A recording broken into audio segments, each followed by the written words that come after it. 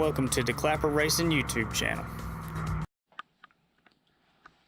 I'm back, and today we're going to be doing a little bit of work on the RX-7, and how much I do is going to be mostly dependent on how motivated I feel while I'm doing it. So I went and got some oil, so I'm going to change the oil on the car, and also I've got this pressure sensor with a T on it that I'm going to try to hook up as a coolant pressure sensor. Been reading up on it, and basically if you're doing a run and you see a spike in coolant pressure, you know you either lifted a head or blew a head gasket or something like that. So I'm going to put that on there, and it's just another data point whenever I'm going down the track and stuff like that. But I've got an appointment next week on Friday to dyno the car. I want to clean up the tune a little bit and see how far I can safely feel like I can push it. And people always ask me, how much power does the car make? I have no idea. I was assuming it was around 600. I'm not sure, but I would think it is at least 600. Maybe not now on wastegate, but especially when I ran that 10.4 at on like 15 pounds, it was probably making at least 600, I would think. But I'm gonna try to put old girl on the dyno, try not to blow it up, and see what kind of power it's making. But today I'm gonna do that oil change. I'm gonna do the coolant pressure sensor, and if I'm feeling real froggy, I really want to put these polyurethane, well, they're not polyurethane, I guess they're like a hardened, I don't think they're polyurethane, but anyways, they're new diff mount bushings that I got from Racing Beat, I believe. I want to get rid of those stiff, solid bushings, and they kind of rattle around in the car, make noise, and I think they're kind of echoing my whining gears. The gears don't whine terribly bad. I'm kind of getting used to it now, but I think it would be quieter with a soft mount in there. But I'm gonna test that theory out. Ooh, Jesus! Look at that spider! Holy crap! Anyways, so I'm gonna get started on that. Play with the car a little bit today. It's a pretty day, so should be a good time.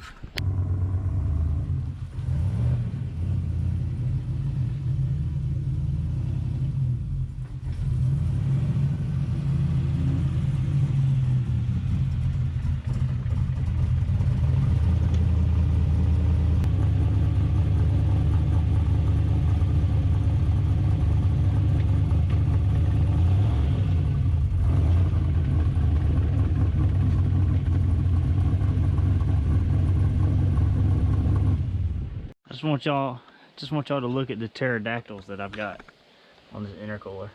Jesus. What in the world?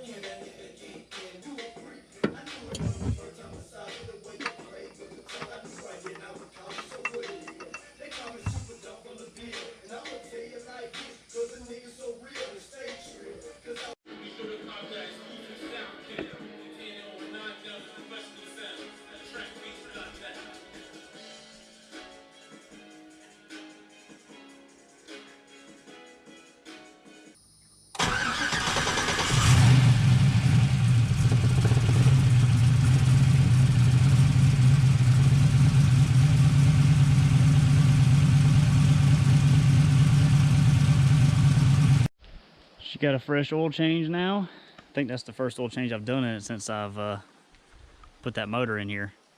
But so that's done, and now I'm going to start on the pressure sensor wiring. I'm going to solder these wires together.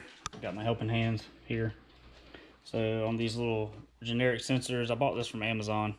You have a red, a black, and a green. The red is the 5-volt reference, the black is the ground, and the green is the signal back to the computer or whatever you're using to read the sensor. So I'm gonna go ahead and wire this up. I've got my wire lengths pretty much figured out, and then I'm gonna run the wiring in the car, and I'll show you what I got over here. So I've tapped off the TPS 5-volt reference voltage, and I don't know if it's hard to see, but see that little, you can see the nut through the heat shrink. Well, that is my splice, my bolted splice that I use to tap in when I wire up sensors like this fuel pressure sensor. I got an oil pressure sensor down there, and I'm gonna tap the 5 volts off of that, and I got another tap for the sensor ground right there. And then I'm gonna wire this, since I'm out of analog inputs on my car, I'm gonna wire this into my can gauge and try that. I haven't done that yet, so I'm gonna be, if you missed the other video, I've got a Perfect Tuning gauge. The company's called Perfect Tuning, and there's the gauge there on the right, but it's a mega squirt gauge that runs off a can, and it gives you, I think, 3 more inputs, I believe. So I'm gonna wire this sensor into that. Hopefully it'll work, but I will film it along the way, mistakes and everything, and show you guys how I do it.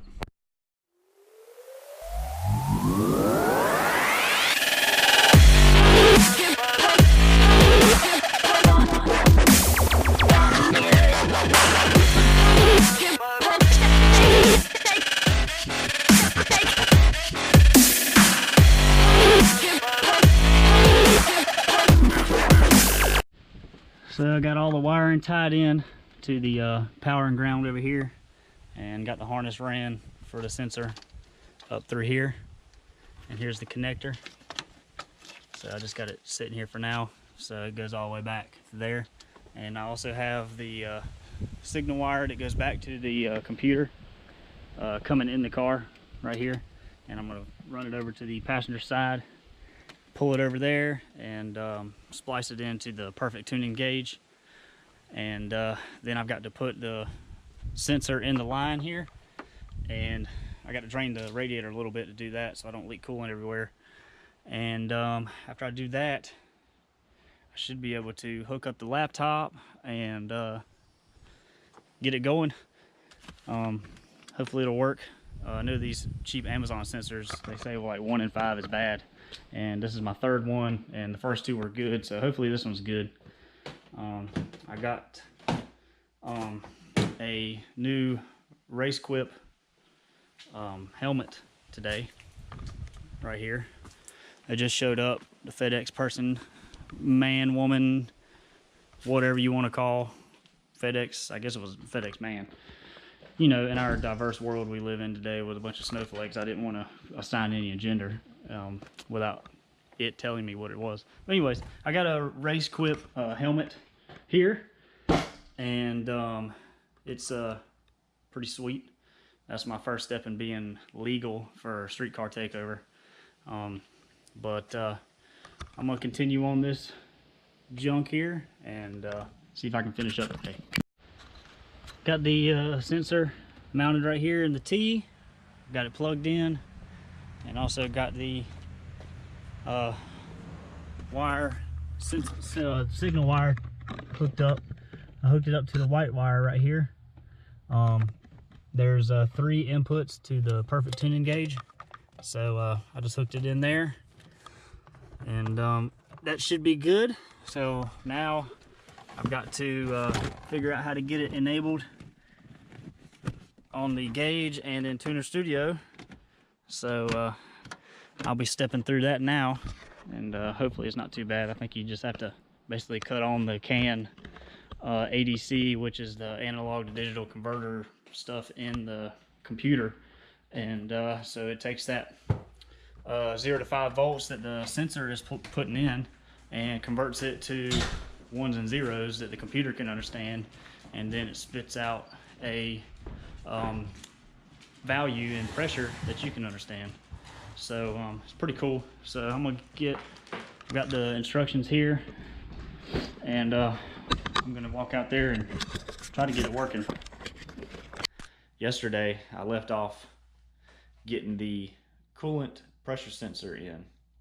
Well, I got the coolant pressure sensor in the car, wired up, ran to the perfect tuning gauge, but apparently, and I'm not the only one that's having issues, apparently a lot of people are having issues getting the perfect tuning gauge to read correctly, or read anything. I couldn't get it to read anything. I tried everything. I even hooked it up to different inputs on the gauge, maybe thinking that input was bad on the gauge, but nothing worked. Excuse me, but I don't know what's up with that. They recently did a firmware upgrade. I upgraded the firmware, still made no change. So I'm just gonna have to ride like it is.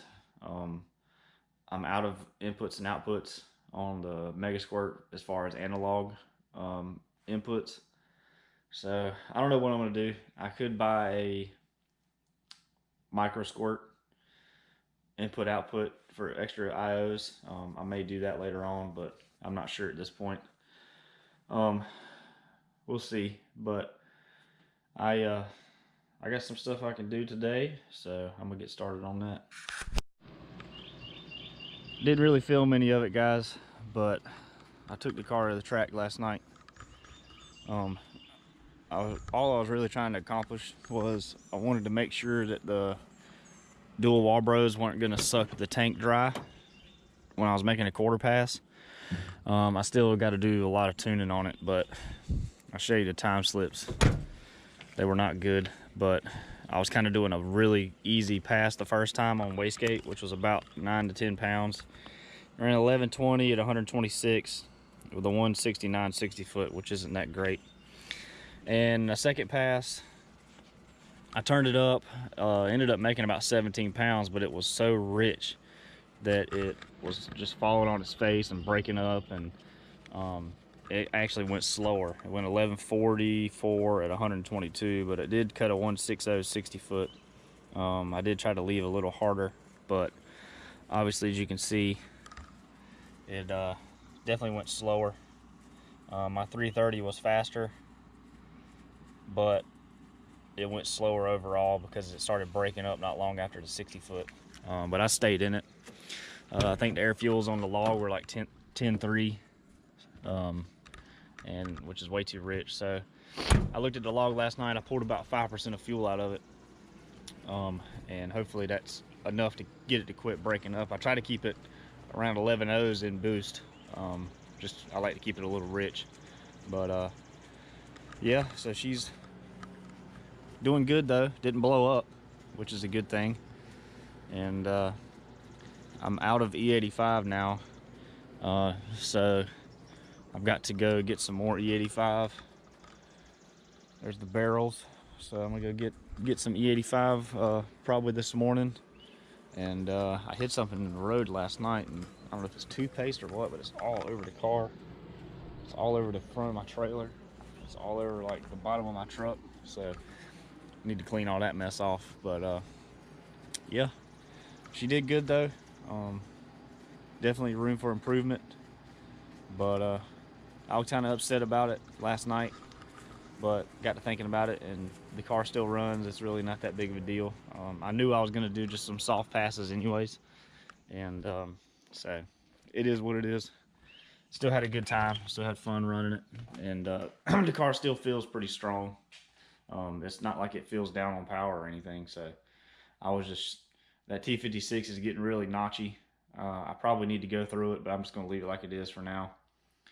I really wanted to run a 9, and then after I ran a 9, I was seriously considering putting an auto in it, whether that be a 4L80E or a Glide or 400 or something, I don't know, but we'll see. I do love the T56 because it's fun to drive, but I don't know. We'll see what happens. All right, guys, figured I'd share some recent purchases I've got. As you know, I have Big Red here. She's going to be undergoing a 6.0 4L80E swap, and I've been looking for about 2 years for a diesel truck. and prices have just gone crazy, and I'm not paying the diesel truck prices. But I was on Facebook the other day and ran across a deal on the truck. I'll put a picture of the ad that I screenshot. And I thought, well, that's a pretty good price. And it's a gas truck. But I went and looked at the truck, and it is in very good shape. And it was cheap, and it'll do everything I need it to do. And so I bought it, and here it is. It is a 1998 3500 dually. It's got the 454, the Vortec 7400 in it. It's white, as you can see, with the porno red interior. Spent all last weekend cleaning this thing up. It's got the obvious tear in the seat, but it's got 149,000 miles on it. The truck is very clean. Well, it is clean now. It's not perfect, but I got it clean enough where I can drive it, and don't want it too clean because then you will baby it. But it's a very, very nice truck. It'll do all I need it to do, and people complain. People were like, yeah, underpowered turd. I mean, it's got 290 horsepower and 410 foot-pounds of torque. My red truck has got 170 horsepower and 210 foot-pounds of torque, so this will do everything I need it to do. But it's already got the fifth wheel hookup, and he gave me the 3-ball hitch on there, and it's plated, got a weighted tag and everything, and she is good to go. But I got some oil changes and stuff like that I need to do on it. And while I was there, the guy had a tractor, so I ended up buying that too. He made me a little package deal on it, and here that is. This is a 1953 Ford Golden Jubilee. It's a pretty cool tractor. It runs, everything works. It may look like it doesn't run, but it does. Here, I'll prove it to you. I had this thing running yesterday, but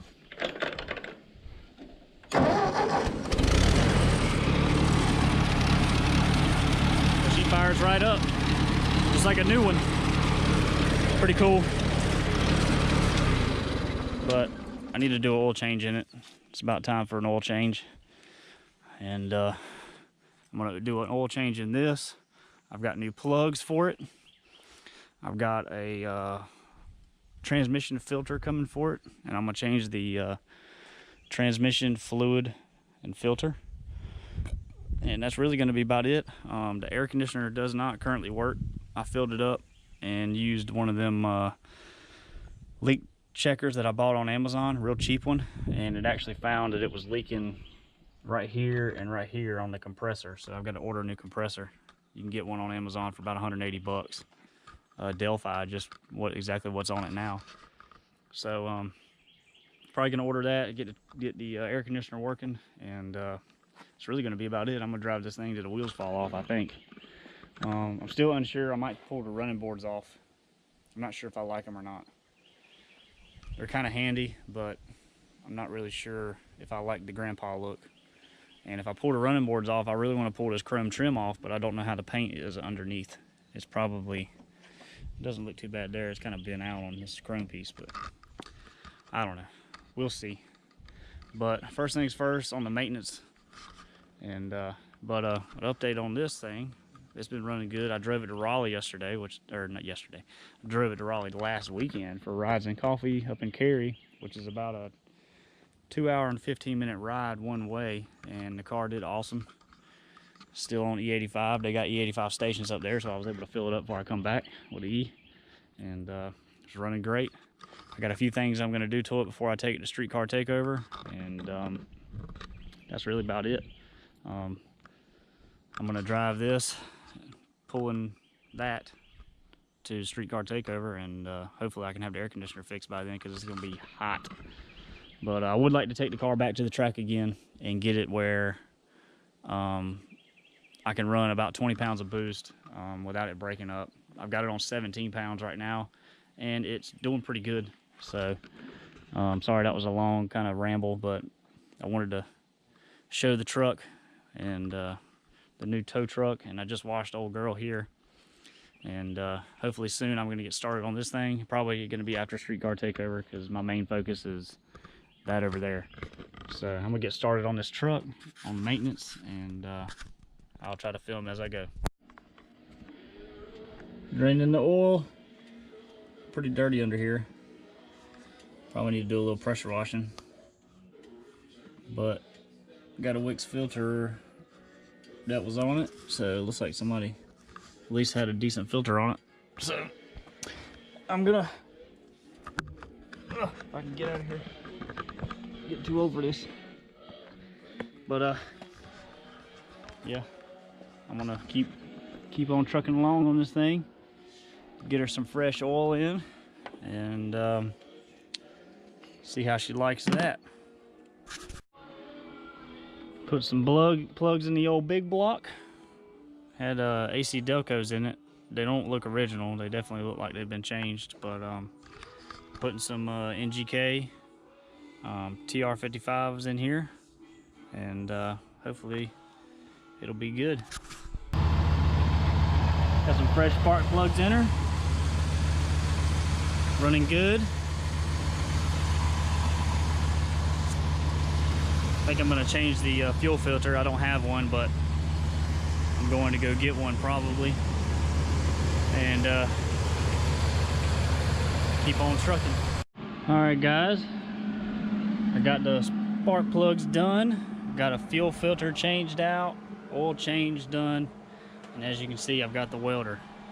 I'm trying to do the drain the transmission, and the drain plug in the oil pan is in there really good.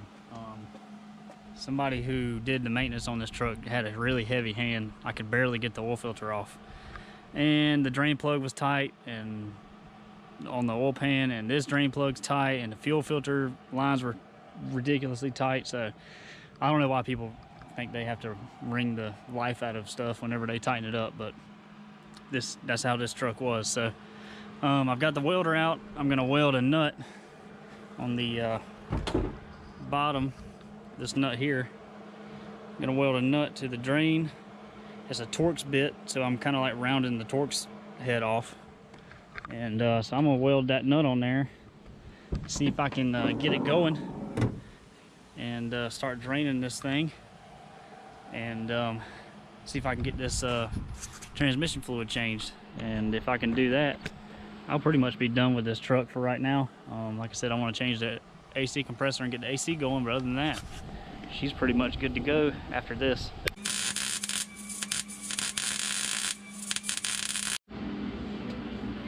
Had a little bird's nest building up in the welder. Got that straight.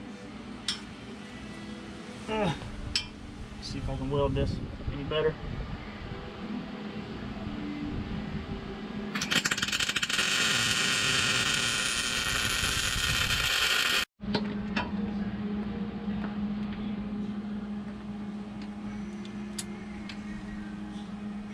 Might have worked this thing a little bit, getting it so hot.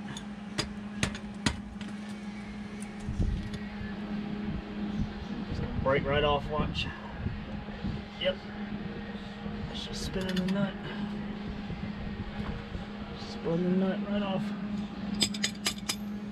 Of course.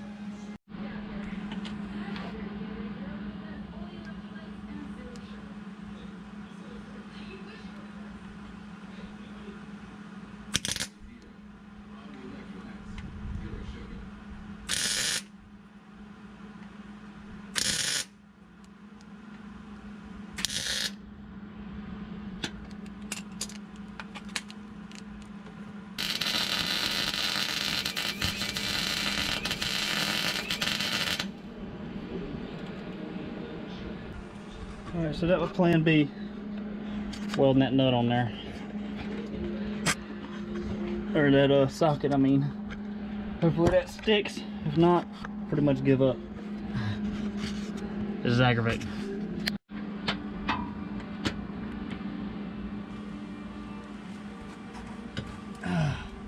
That's a good feeling. Oh, that's such a good feeling.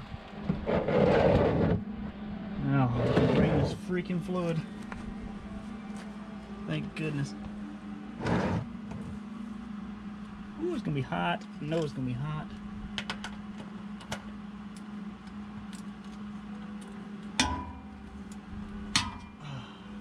And I'm gonna keep that on there because I know that's not gonna strip out. Sweet.